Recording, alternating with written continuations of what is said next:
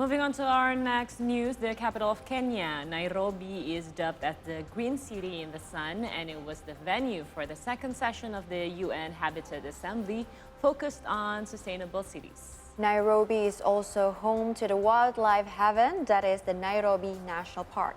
Unfortunately, it is currently facing myriad of threats.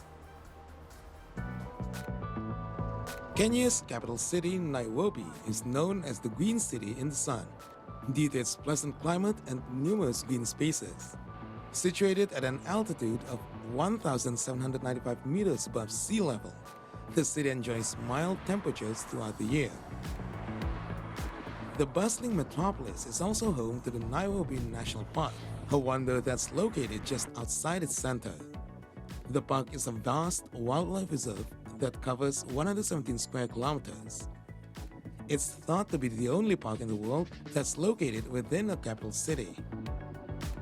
We are privileged as being the only city that has actually a natural park.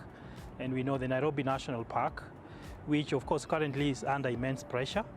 But then we're looking at our setting within the tropical region. We have a lot of greenery that has been under due pressure. We know a part of this has been over generations, like Wangari Maathai, the late Nobel laureate, fought so hard to protect one of our parks, the Central Uhuru Park. And so Nairobi rightfully deserves that name because we are a green city that is full of biodiversity, but this is under immense threat. Yeah.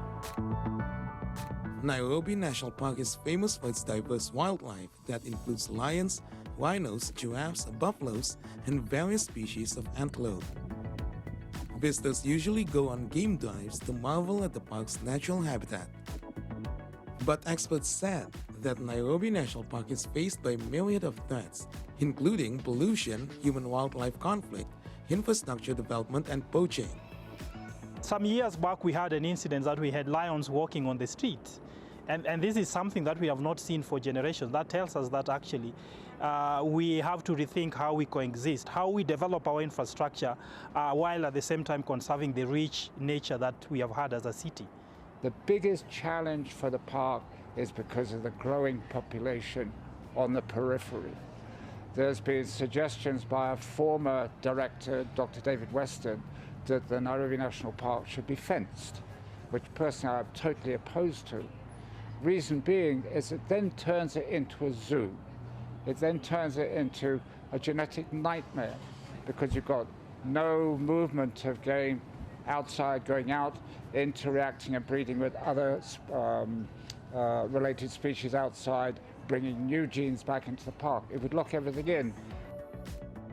Cities around the world are having to face up to the challenges of human-caused climate change, which fuels more extreme weather, such as intense wind, rain, and freezing temperatures.